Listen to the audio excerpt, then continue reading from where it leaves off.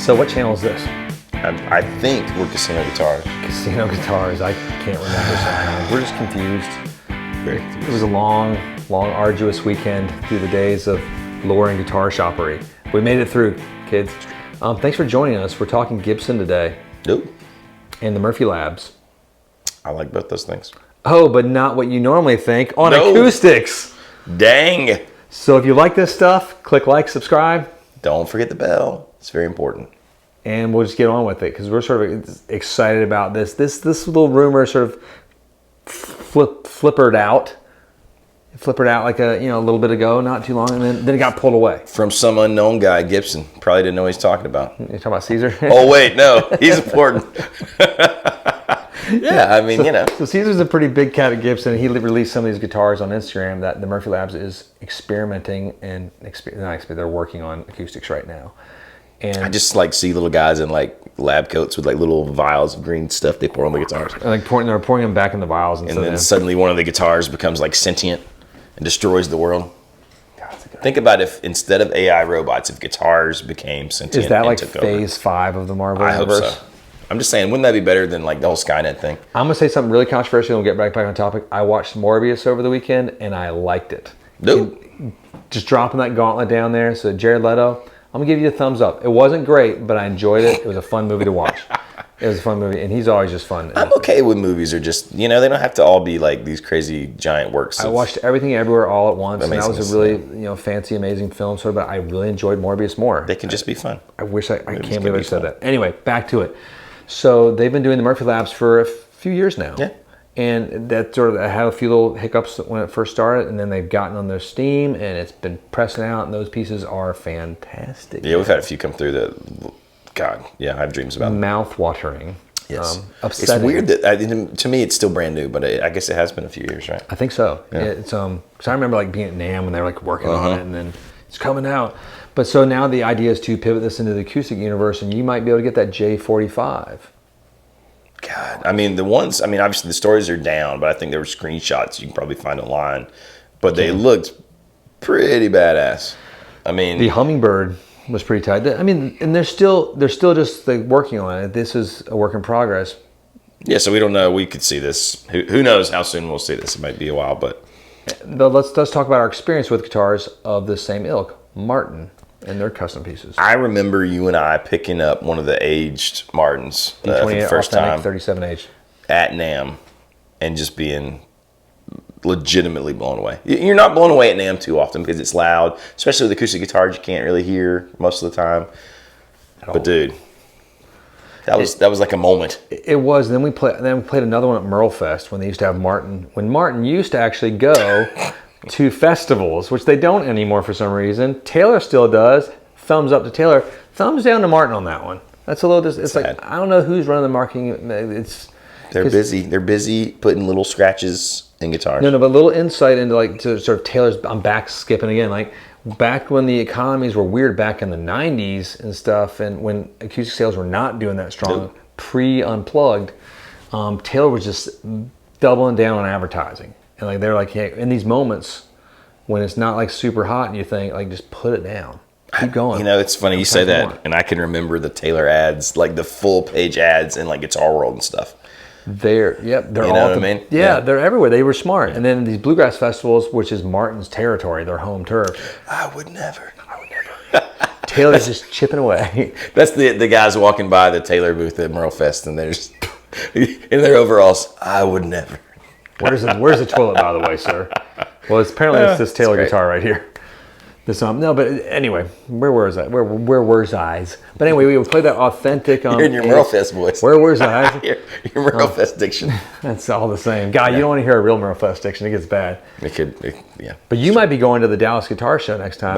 My plan is to do that. Yes. And if it's at the same time, you'll be there. I might be there too. I don't know. We'll see. We're expanding. I wish we could both go to the Dallas Guitar Fest. We can if it's different weekends. If it's different weekends, we'll both go. If it's the same weekend, I got to. It'll be have a wild Dallas Guitar Fest, Merlefest, bam. This is where people are getting really upset that we're not talking about Murphy Aged guitars now. Sorry, we're back. So Martin has perfected the aging on those, and it doesn't matter if you like aging or you don't like aging. those guitars have a magic imbue to them. Yes. I met with one of their sort of, I'm going to call him one of their senior manufacturing cats this weekend. Actually, he was in the shop. Congratulations, my dear friend, about your new critter. Who's, I don't know how old this little baby was. It's my buddy came down from Martin. He's on his sort of his sabbatical from the factory for a week. He did a little detour with his lovely wife. I cannot believe she stayed married to him. But he's told me the process of building these authentic pieces, and it's long, it's arduous. It's, you know, I'm sure. Yeah. 4 to 5 times as long as building a normal D28. And then just the care and the focus that goes into it. Something changed. And I don't know if it's just not having the truss rod, which is terrifying. Those pesky truss rods. I know. No, the neck is like a big old chunk, and it's comfy. And it's a Canon. It's a true Canon. Yeah. It's one of the best guitars I've ever played. Every one of those authentic aged D28. Including vintage guitars. I said one of the best. Yep. I have vintage Martins. It can bury some of them. Yeah. It is what it is. It's frustrating. Like, oh, should I get this, or should I get this 1969 vintage one, or should I get this? If you're just going for tone, get the authentic aged. It's better. So we hope that with Gibson, I can imagine the comments now. What? I know. It's fun to drop those little thought grenades. Yeah, sorry. That's not true. I mean, don't get me wrong. Like, so one of the best sounding vintage Martins I've ever played was a 1975 D35, and there's always talks like, 1970 and 1980 like trash Martins and they're terrible. It's still one of the best I've ever played in my life. I own some very old Martins, and I can't believe we sold that one. I should have kept it. I was doing a Johnny Cash run, and I was using that guitar, and somebody came up after show, was like, "I'll pay you whatever you want for that guitar." I was like, okay. Sold. I'm like, whatever you want, I'll take that. That's an interesting thought experiment. Like, we'll have to talk about that later. That's a video later. And it's like, how much will you sell your price? It wasn't a price thing. It was just like I didn't realize how good it was until it was gone. Like what it would take at one of my shows. Someone's like, "Oh, your red telly. Here you go. I'll give you this for it." I mean, if someone walked up and was like, "Dude, that red telly is so good. I'll give you $8,000 cash right now." It's like, See you later. Gone. Bye. That's maybe unrealistic. It's been fun. It's been a great decade. Now let's do the same with your wife. Now somebody comes on, "I'll give you $8,000. You're like, no, I love her. That's right. However, $8,000 is not nearly enough. 10, make it 10. Done deal. His wife's gorgeous too. Amazing. She's super nice. She is super nice. She has patience her patience is really long with you, maybe not with kids. Patience of Job, as they say. Jebediah. So I have high hopes. I think it could be really cool. I'm fascinated because I like relics, but I was not sure about acoustic relics at all. I was like, puh. When I heard Martin was doing that, I played it and I was like, dag nabbit. It is a little different, right? Like, it seems like it's, for whatever reason, it's a different thing, but it seems like it's going to make it more fragile. Yeah. And it can if you do it improperly. Sure. So this is, again, like, sort of stay tuned. We'll have much more on this as it develops. Yeah. Or if they just squash it entirely, they're not going to. There's money to be made. There's dollars out there to be spent. So. Yeah, and it doesn't really matter. Like, if you like relics, great. If you don't, great. That's the thing. It's like it's another product in the world of the business folks that they can offer to their consumers. That's right. And I'd be interested in seeing one. I'd like to play one, I dare say. Like if they offered another version of the Noel Gallagher that they released acoustic in the relic version. No. Yep, sign me up. I'll be calling Carlos up there at Chuck Levin's. I'm like, hey, send me that Gibson before anybody else gets it. I'll be like, nope, sold it already, Baxter. Thanks, Carlos. Because that's cool. What he does. That's what friends do to each other. Glad we're pals. But he's saving you money. Think about it that way.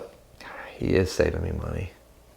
That's why. Way to go, Carlos. Yeah, thanks a lot, Carlos. Way to be a good pal. Big stinky jerk. He doesn't really smell. He smells like wonderfully. Like, it's upsetting. So look at him, you wouldn't think he'd smell like it, but he does. Oh yeah. So let us know your thoughts. We're curious, like what your thoughts are on Relic Acoustics. Are we? I don't know. Yeah, I guess we are. I know the answer to that in some ways. I know there's a lot of people that are going to have some very vehement opinions. Polarizing view, polarizing opinion. Which is funny. Or topic. That is that polarizing. But it is. I guess it is. It's very important. Should we go dance or something? Yeah. We got some dancing to do. I've done some good dancing in a while. It's been a minute. Get our bike shorts on and our yellow sort of zip overs with our suspenders up. Yeah, it's gonna be great. Let's do it. That's what we do in our spare time. Cena Guitars signing out. Steady City on. That's our other channel. Find that on our other channel. Cheers.